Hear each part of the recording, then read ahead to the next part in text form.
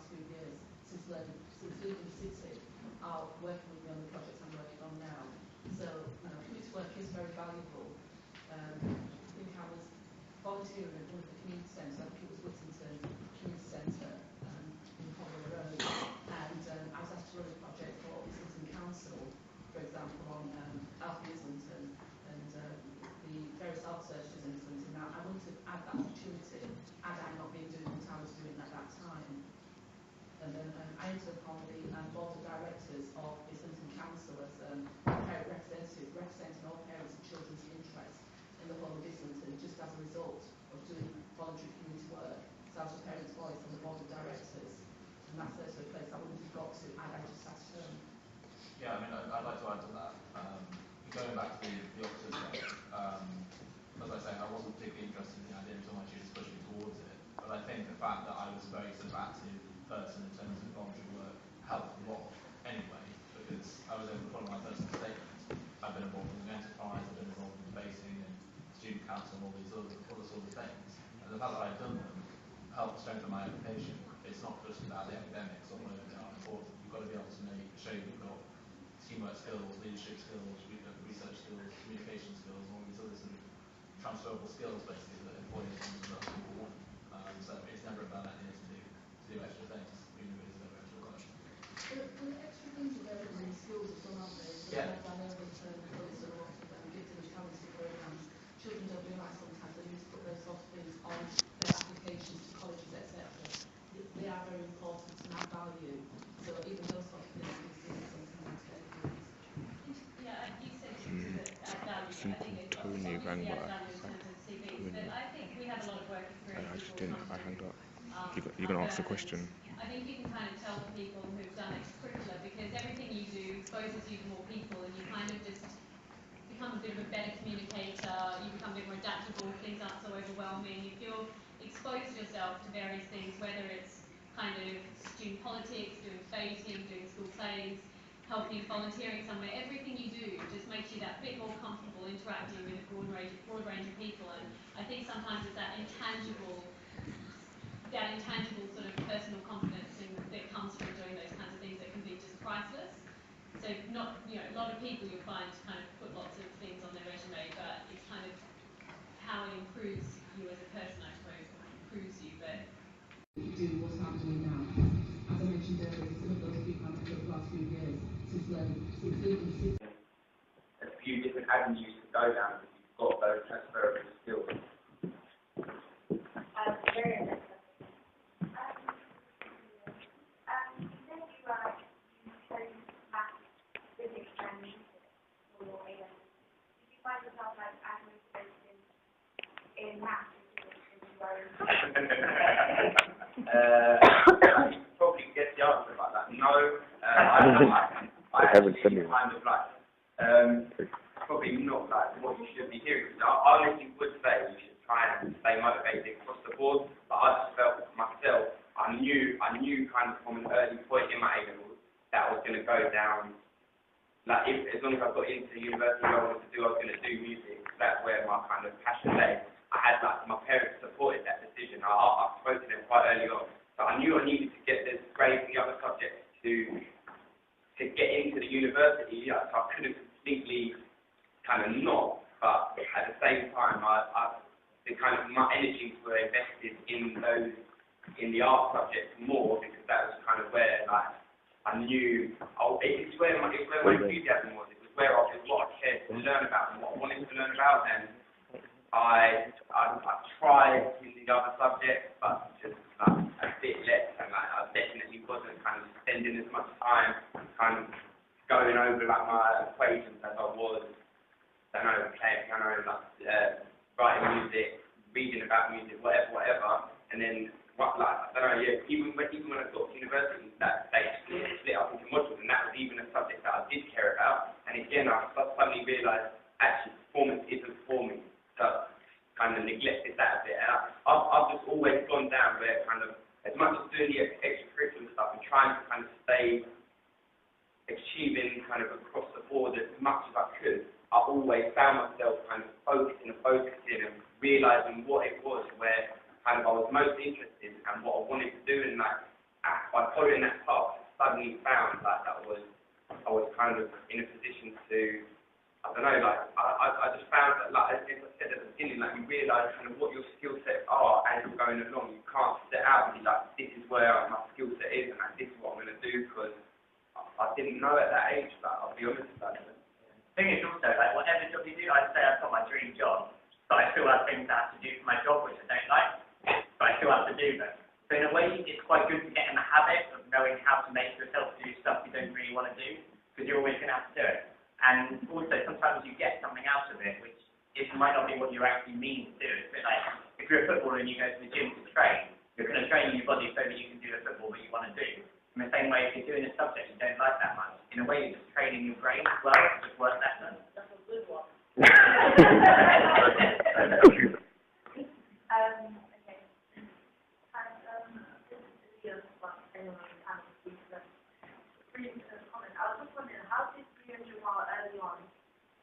Fund the project, like get the cameras and stuff like that without going to a bank, or like, how did you get the money to actually buy the equipment and do the business? So like in how Jamal's first camera was like a present that he got from his mum for like his Christmas present, and that camera was the camera that he was using kind of when I met him like 2.5 years later. He as the channel kind of gained popularity, he was able to kind of like attract bigger names, and then there was people requesting to be on there, and he could kind of like, I call it like the early years was a bit kind of, there was no business until like 18 months ago. So even for the first year that I was involved, there was no business. It was just kind of a glorified hobby. He was going around and he was kind of selling freestyles to like people to offer them valuable exposure. And like it's on price depending on like how good he thought they were, like how many times they've done it and whatever. So he was taking kind of like that's how he was kind of buying his kind of next upgrade of camera. And then where I got involved, again from in the first few months I didn't really earn. It was the time when I was doing work reviews for magazines, whatever. And so I had my travel into London paid for, and kind of like the like money to eat, and the other cameramen that came in at that point were, they had their cameras, and so we weren't kind of employing people like going out, and there was no kind of cash injection. The way we started doing that was as the kind of channel popularity grew and like the platform got bigger and bigger. There was a partnership with YouTube, which kind of then quarterly there was money coming in, and then it was at that point we were like, right, a business. And then as the brand grew, there was other business opportunities. So there's merchandise, there's live events, there's commissions that we get from like Channel 4, from charity organisations, and like the more kind of once we had like a strong enough brand and like a strong enough team to be able to kind of pull off the work that was kind of being brought in, then that's when we started to kind of like work it out as a business. But the early years was just like something cool and an idea, and something that was kind of people working hard at in their free time and trying to make it work. They knew that potentially somewhere down the line it could turn into something that was more than just like, as I say, like a glorified hobby. The only quick thing I'd add to that is that although it might depend on what you're doing, it's not that hard to find ways to fund something. If you want to sell it for a charity, for example, it's not that hard to apply for grants or to kind of get like charity boxes to go out on the street and ask for fundraising. If you want to start a business, it's not that hard to go to Google, get funding for business in the UK and find something government granting which will give you money to start you off. You know, it's just about doing research and find people who can help you. You don't always have to do it just as a conservative. Doesn't mean not. You know, you can do it in ways as well. I just like add into that. I think yourself like how am I like that? I was thinking something to provide for opportunity. And okay, I got that in 2009 the first time, and I got a grant from media once to give me back and how to set it up. And then I forgot to renew it, so we actually got things done. But in 2011, last year around April, there was a competition. Competitions are my hobby, and I entered the competition in this on the website to pick up. One of the websites the best idea, and my entry won. And then the guy from Taiwan who just designed the whole website and it was free again. And he was there to got basically free. Wait, I won a lot of different numbers as well, but it's not that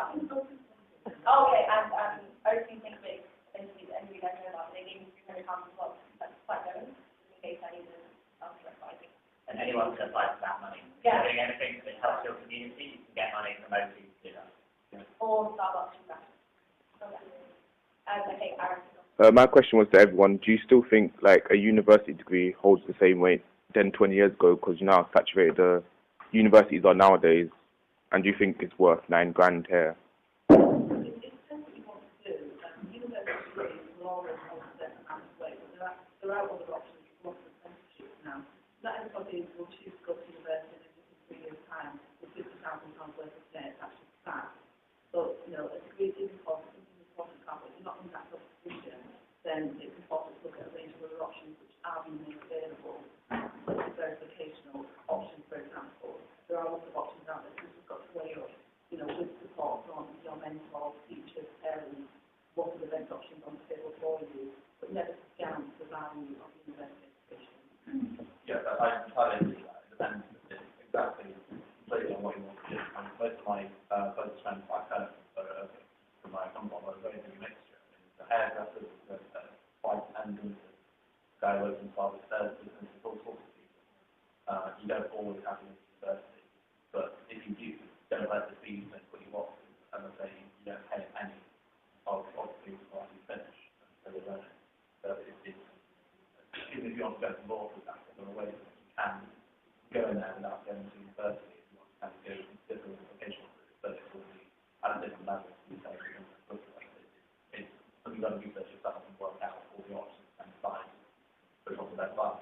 I think it's not like a passport to a job where you just have now a degree and you can go and say, oh, I've got a degree, so give me a job. It's not like that. But on the other hand, if more and more people are doing it, then why would you, if everyone's got one apart from some people, it's kind of an advantage to have one. I think it's also, I go back to my point about training, it's kind of brain training, it's going to get developed the way you think about things, and it's not about it just being a piece of paper to get to the job, it's about you becoming, I don't know, becoming a better processing machine almost, and learning skills and learning some knowledge which you can apply. But it's not enough on its own, definitely, and it's not for everyone. I'm just going to question that as well. When I first started out, I was quite young. I was probably about the age of you. And I can look at that and I used to practice criminal law, matrimonial law, and litigation. And I actually, instead of going to do law at that time, I actually went to the INEX legal executive course and actually became a legal executive. So I was sitting in the office and some of my peers would come in, you know, and I was actually representing them in court. They're very in. I was actually before I did my law degree. Now, carrying on with the INEX, I could have qualified as a legal executive and carried on that way. As it was, I then went to university and took it from there to the later stage, a bit later on in life, and you know, went the traditional route and worked with some of the top law firms in the country. So there are different ways around to do it. Aaron, my sister, she works at law firm in the city called Boroughs, and she studied law at Islington University, and she got a first in law, and then she decided that she wanted to go to law school, but she couldn't afford it because it was very expensive. But then she got a scholarship to like law school, she go to London. And sorry, can I just explain that a little bit better? At first, it was obviously the first class on a degree in law, and it was actually a law society scholarship that we got to get onto a legal practice course to continue in law. After that, I covered it extensively. Okay, carry on, sorry. Oh, that was the next question. I was going to say,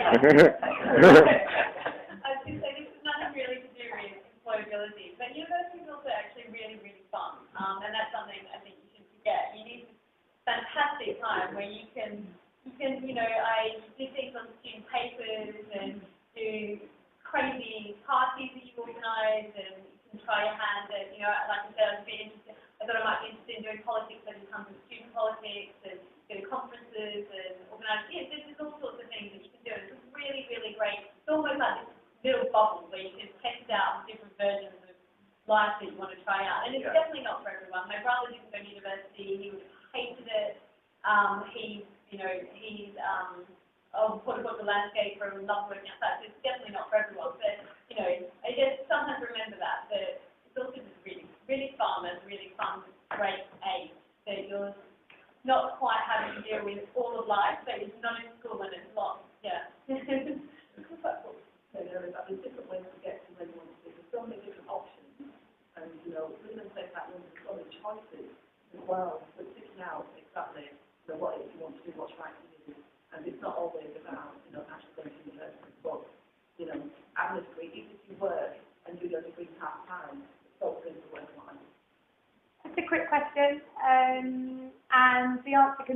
a name and then only in 10 words or one sentence. Okay? Just to cut it down a bit. Who's your hero? Who's your role model? Who do you look up to? But one sentence.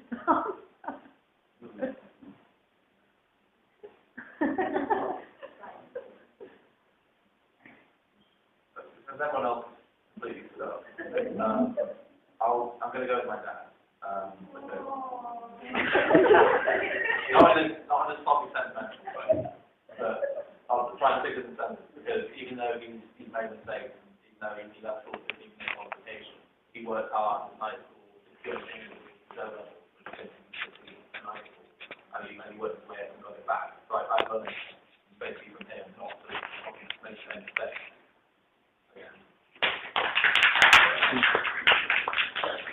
Maybe I'll give people a bit more time to think. Wait, last big thing. You look good. Well, anyone else?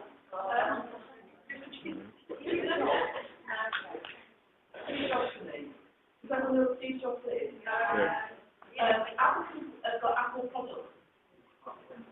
Okay, the other one, that's right. Sorry, sentence.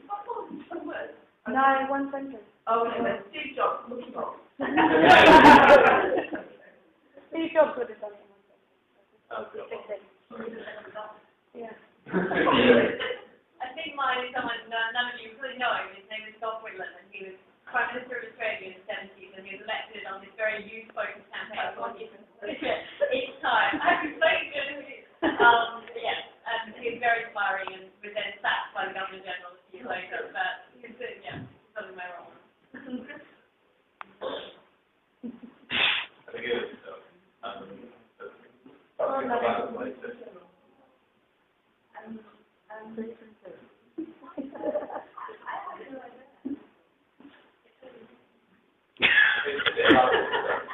Sorry? I've spoken okay answer. Mine's one of my music teachers from school. He was like an inspirational man, and he kind of made me kind of like be very energetic about the subject. I don't think you might get to say anything. I don't. Someone you really like then, but not fancy, just really like. No, I really don't know. No? Organisation? I know what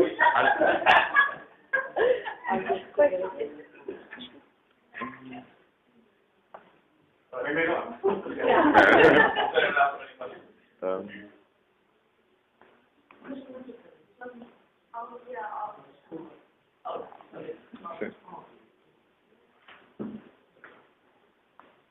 You're not. Do you feel hopeful about the future for young people in the UK at the moment? And if not, why? Sorry, I'm going to say something that people will totally disagree with again. It's nice to say that about it, I think. Young people in the future, the way that things are looking at the moment, with the economy and everything, prospects are not what we would look to see or what we see, unfortunately. So I think helping them to develop alternative skills is where we're at now in terms of looking to the future. I think it's important to be as skilled as possible and ready for the future in this day and age. We were in a similar position back in the 90s when I left the first academic employment, and there was a recession at that time as well. And we have to look at alternative means of moving forward. A lot of employers were taking on, keep on fixed-on contract only.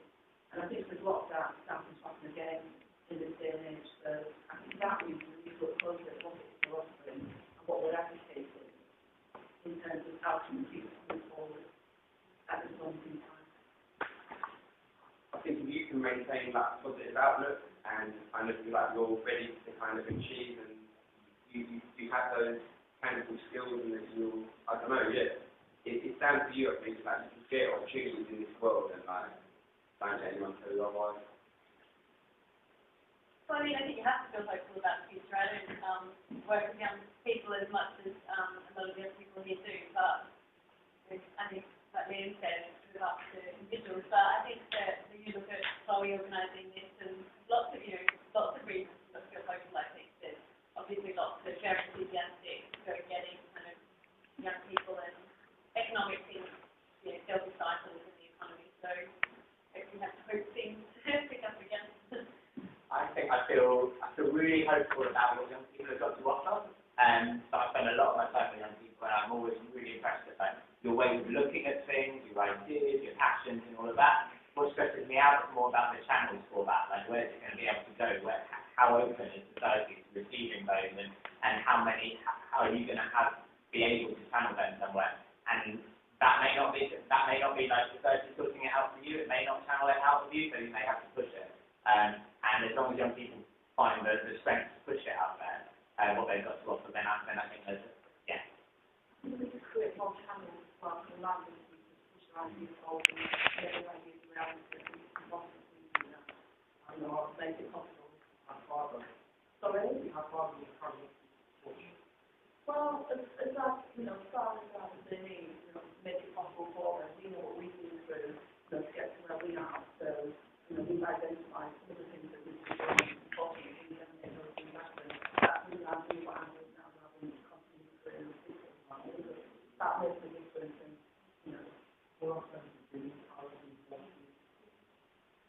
you've got parents who want this sort of going down that road. For example, I'm sure none of the people in the future are probably talking about the difference between conservative party and the Labour Party.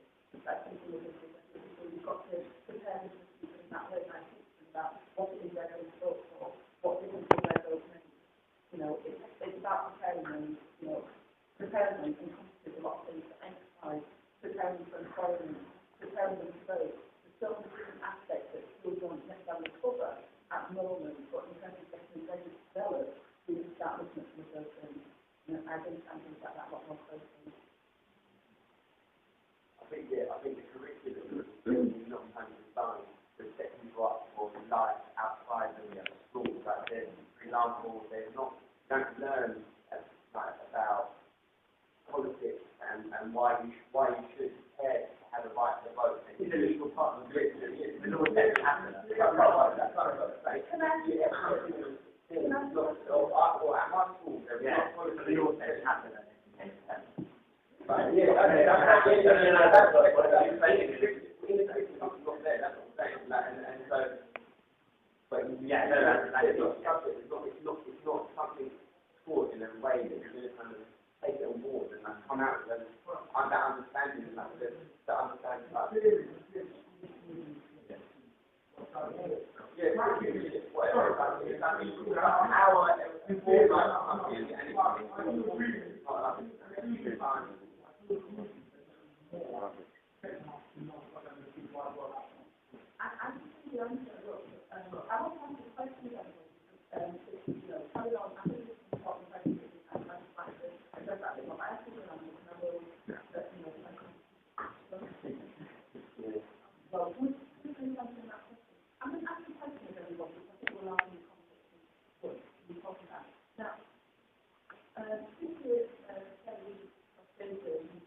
how many of you actually know how the stock market works? How many of you could actually go on the stock market and take stocks and shares? Funny woman.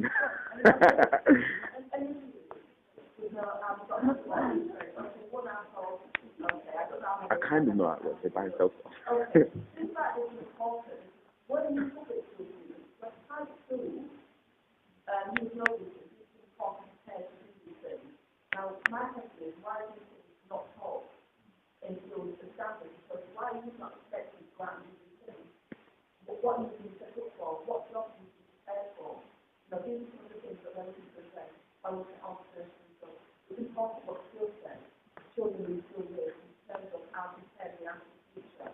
That's why we're focusing on enterprise business. Teaching children how to get and run their own businesses. That's opportunity. That's where we have to be doing it. This is like,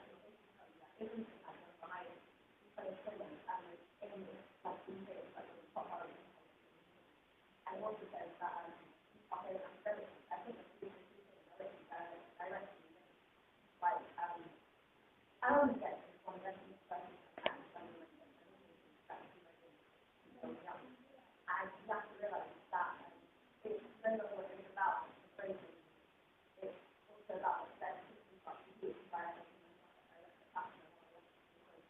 in the intellect, and that's the one of kind of I'm not one of them. The word was straight in, but I'm not straight in one, and it also got next to it, and then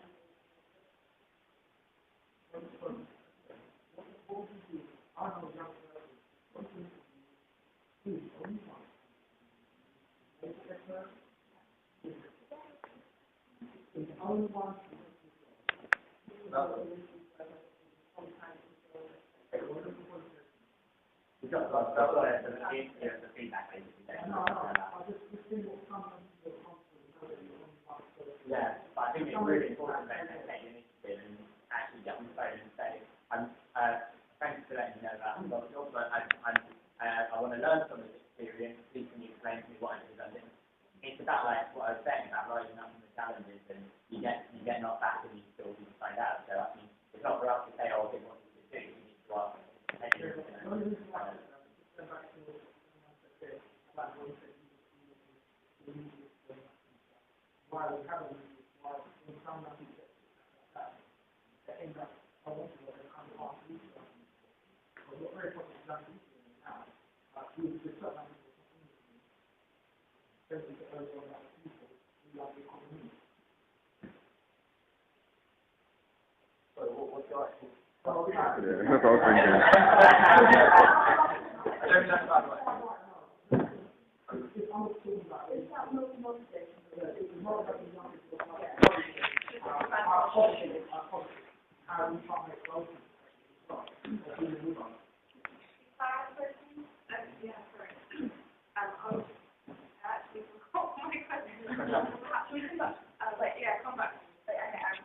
My question was, what do you think about youth unemployment, and like, what do you think is the main cause, and what would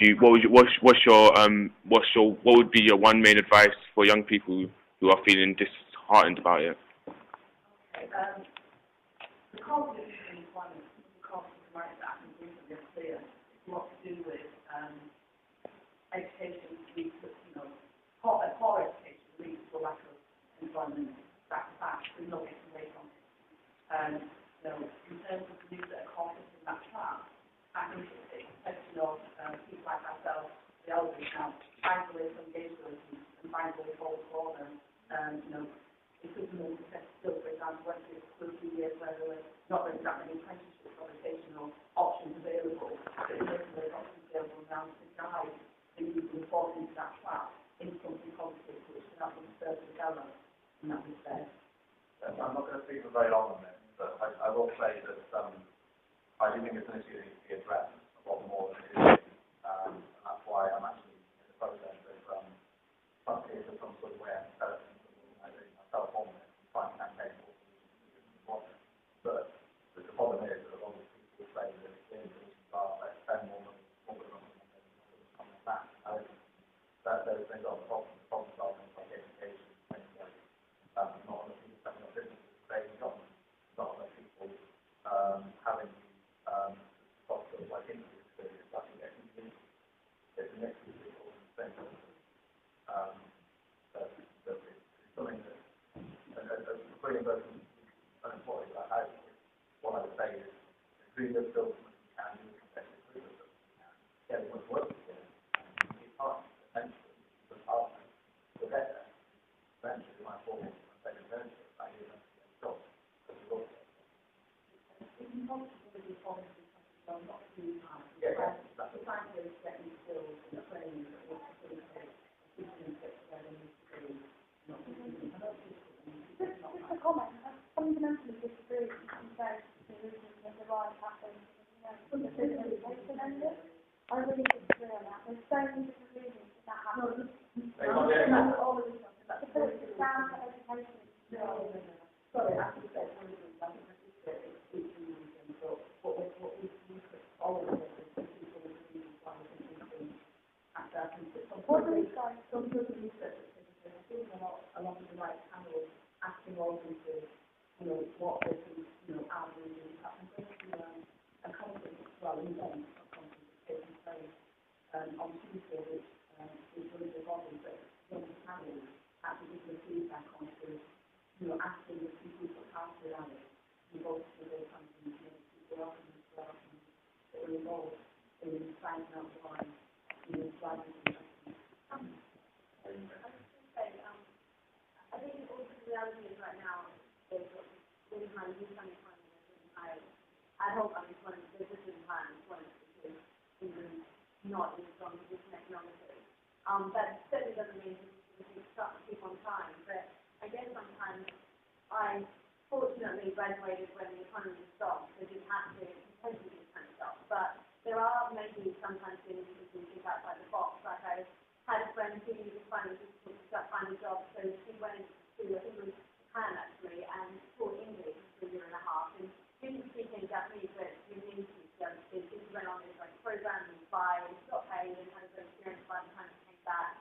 She had something to have in her resume, and you know, there are sometimes things that you can do that almost just not give up on the home market, but we live in a global world and maybe it's worth looking outside your immediate territory when you're in these kind of difficult markets to spread wings as much as possible to expose yourself to as many opportunities as possible, because I think the reality is that it's a tough time right now, and even with good people are going to have to try really hard, and it's a real shame, and hopefully that changes, but in the meantime, probably going to see some stuff.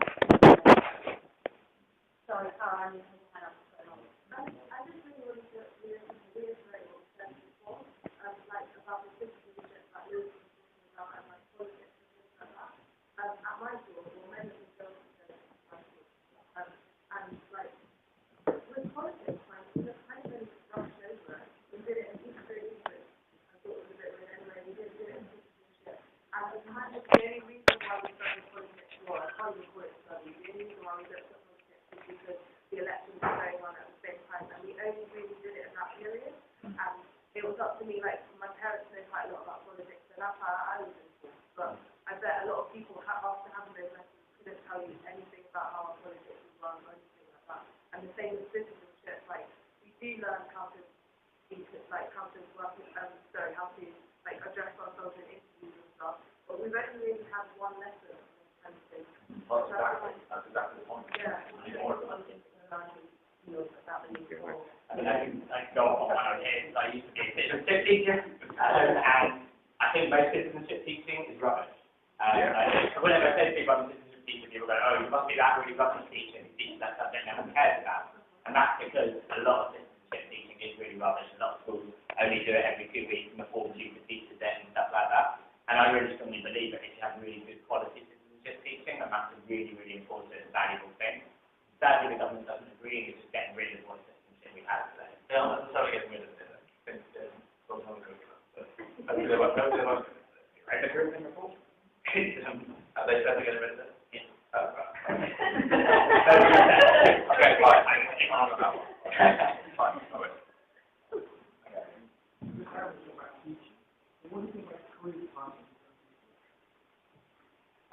Well, I don't think career advice at the moment is, well, I think it's patchy. You sometimes get some places where they really care about it and they do a good job of it, like most things.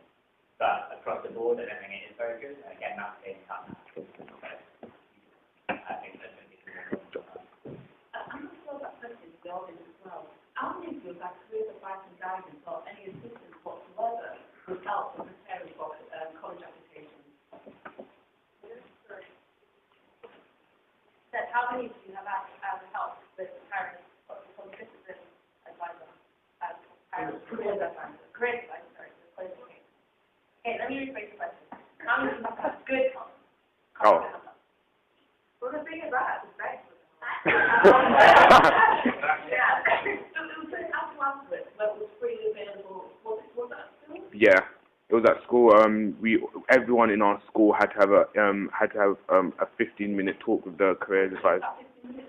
No, it was 15 minutes that was compulsory, and then you could have like if you wanted to have an outside meeting, you could, and she would ask you like where you would want to go to college, if you went to college, all the opportunities available, all the apprenticeships she could link you up with, if you want to go vacation, you can go straight into work, all the stuff like that. Like it's just 15 minutes compulsory where she can get a sense of idea where you're going after school.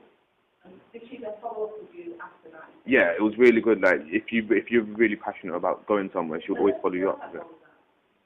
Yeah. Well, more or less, I've got to apply for college, and I did apply for one, and then basically when I did, I sort of had repercussions because the course I chose, my mum and dad weren't happy with. So I was faced with this dilemma. So I had to think about other course options. So I came back to my careers advisor in my school, you know, in college, and they helped me out like pretty thoroughly. But you know, like there were loads of options on the table that I was happy with, but my mum and dad weren't happy with. In the end, I just ended up doing the course I didn't want to do, and I ended up finishing it, and now somewhere where I do now. But somewhere I'm now somewhere where I want to be. But yeah. That's something important actually. What's not talking to you about you know, I always advocate, do what you want to do. You know, go where you want to go to. You've got to live with your choices that you've made. Yeah. You know, I actually said to my daughter, don't go and study law. And I've been in law for 20 years. She did what she wanted to do. She's now working for a law firm. I've worked in law for 20 years. I told her don't do it. I must admit it.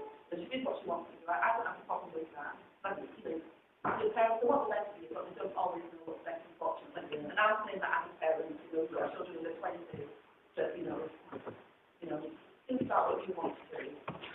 It's your life, you know. And, you know, I'm not saying don't listen to your parents, don't get me wrong. So, you've got a good idea. Why would you say don't study law? Oh, that's personal. It's nothing, you know, that I would say to all of you don't study law, to be honest with you. It's just it's personal in terms of my daughter. I know who she is, how she is. And, you know, she's great. She'll make a great lawyer. She'll make an absolute fantastic barrister, and actually you have to argue. But, you know, that was just something personal that I just thought that, you know, something else might come on people forever, and she was there. So I'm not sure you said about families. I want you to talk about families. We're talking about young people and where it's coming back from mum and dad. You said you're very inspired to. Did your parents have any questions? Yeah. They're very supportive. Like when they always said like, do what you want to do for that. I'm thankful. They made sure that I did kind of work. They kind of kept me in check, and like there's times when I tried to like not be kept in check, but ultimately they said like no, make sure you get like good grades to the best of your ability, like work hard because only you going to be like held responsible for that later down the line. They just want it again, they want the best for you, and at the time probably I didn't see it. To be honest, I was like no, you want to do what you think kind of the right thing to do, but then when you kind of look at it back now, I'm so happy that they kind of did kind of do that because they as much as giving me freedom in certain areas, there was also times when I didn't have as much freedom as say other kids, and I was like, I want to do that, and I don't know, like, I was kind of allowed to do that a lot, but there was still like, do the homework, do this, do that, whatever, and then I think many things kind of like do going in forcing them, like, that's your choice, like, ultimately kind of do that, you want to do it, you want to inspire by it, and they motivate you.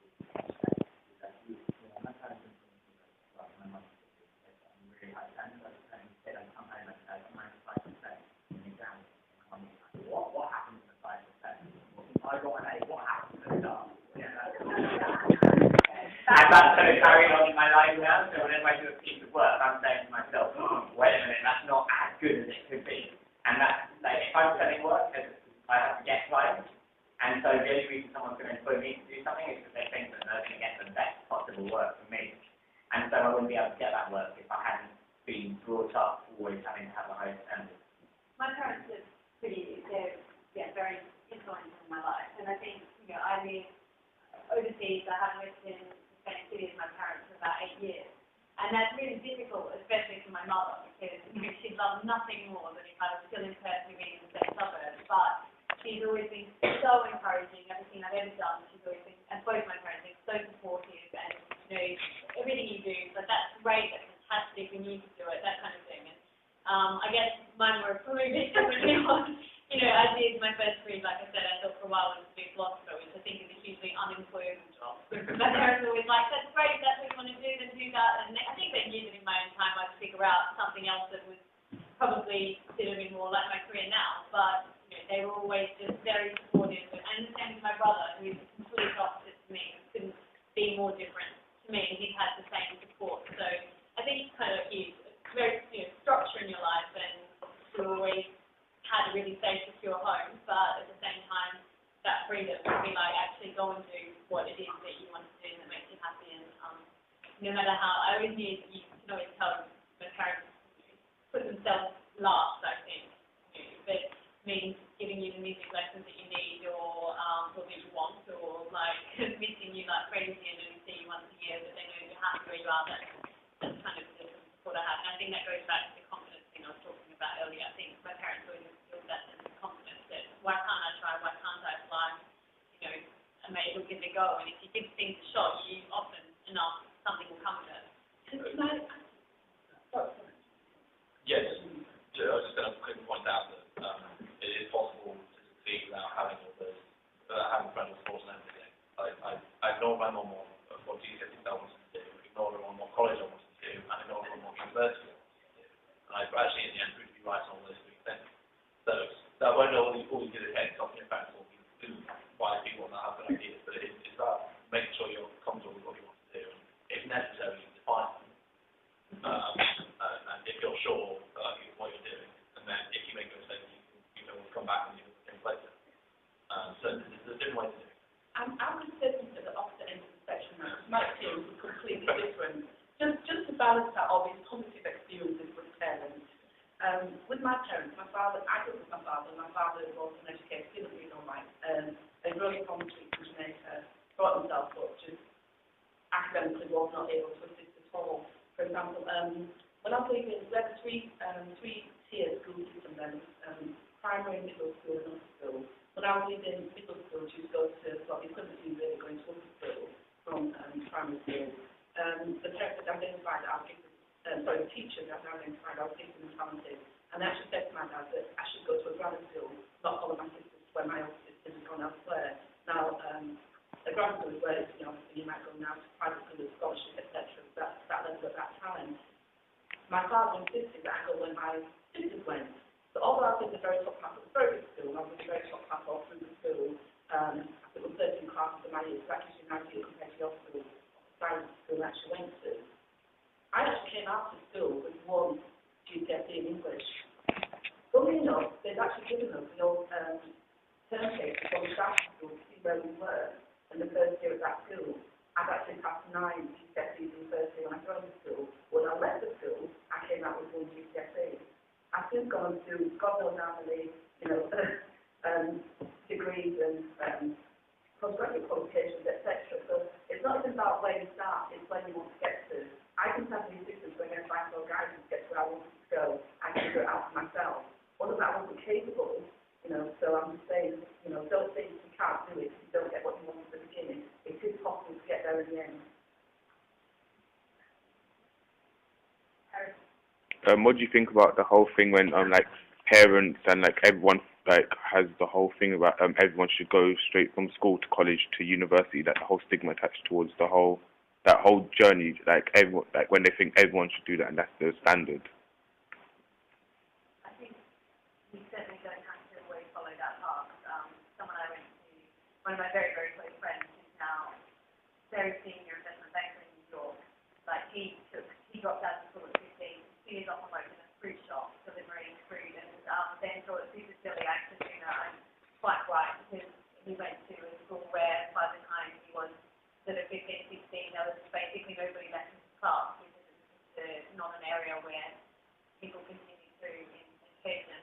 And so he went back and did night courses to finish off what is the equivalent of GCSE and A-levels, but scholarship university, and so I don't know if he would have been as driven and successful at university if he hadn't taken that time on a little diversion. I think sometimes to do this, if you're just kind of ticking boxes and going straight through, you can miss a few things along the way. And sometimes I know other people who have done that and then got to the end of their degree and gone, oh my God, I don't really know why I'm here. I've just kind of followed through, and then they take a year off or 2 years off and completely change or go to another degree. So I think you just kind of have to sense what's right for you. If you think working for a year getting some work experience before you start university might help you decide whether you want to do this. You're a bit more focused and you get a bit more out of it, and that's a great thing to do. Or not necessarily university, before you do an apprenticeship or whatever it is you're going to do. So. Or is it only gap year? I didn't myself, but I know that a lot of people say I found it very useful. But the gap year wasn't quite useful. My son did that, because that's what he thought they must be university. He's at university now, so he's in Islington, but he wanted to go figure out what it was he wanted to do. And I do think that is a good thing to do. I also think that sometimes, it is possible to figure out later on what it is you want to do. I've gone later on and, got qualification and he's gone straight into university. That's obviously some of the things that I've done, to be honest. So it's, they might tell me back to I'm not going to fly, but it gave me time to get a bit of perspective as to, where I was going. I think the point of your education at school is to get you to the point where you can make that choice. So, but not to make a choice for you. So you may choose to take whatever path you want, but I think you want to get yourself in a position where when you leave school, you've got everything you need to be able to make every choice you have. If that's going to buy yourself freedom in a way. So when you're working hard at school and you're getting your GCSEs and your this and your that, it's so that means you've got as many choices there, you can choose which one you want. Whereas if you only get a few or you don't work that hard, then you've only got a couple of choices and you get forced into doing whatever you have to do rather than doing what you want to be able to do. So I think take whatever path you want after that to get yourself into a position where you can choose it. Are working with me on the project I'm working on now. So, community work is very valuable.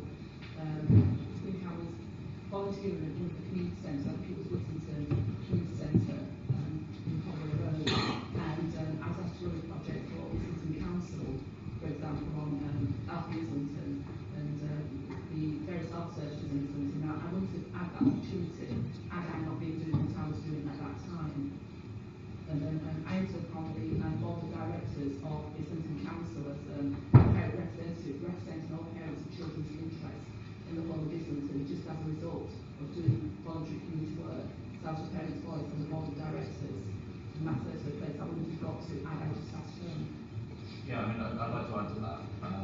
Going back to the officers thing, as I say, I wasn't particularly interested in the idea until my students pushed me towards it. But I think the fact that I was a very sort of active person in terms of voluntary work helped a lot anyway, because I was able to put on my personal statement. I've been involved in the enterprise, I've been involved in debating and student council and all these other sort of things. And the fact that I've done them helped strengthen my education. It's not just about the academics or whatever they are important. You've got to be able to show you've got teamwork skills, leadership skills, research skills, communication skills, and all these other sort of transferable skills basically that employers and people want. So it's never about that need to do extra things. We need to do extra work. The extra things are very many skills as well, aren't they? Yeah. I know with colleagues a lot of gifted and talented programs, children don't realise sometimes they need to put those sort of things on their applications to colleges, etc. They are very important and add value. So even those sort of things is something that's very good. Yeah, you said that value. I think it's Tony rang, but I think we have a lot of work experience. I just didn't. I hung up. You're going to ask the question. I think you can kind of tell people who've done extracurricular, because everything you do exposes you to more people and you kind of just become a bit of a better communicator, you become a bit more adaptable, things aren't so overwhelming, you feel exposed yourself to various things, whether it's kind of student politics, doing debating, doing school plays, helping, volunteering somewhere. Everything you do just makes you that bit more comfortable interacting with a broad range of people. And I think sometimes it's that intangible sort of personal confidence that comes from doing those kinds of things that can be just priceless. So a lot of people you'll find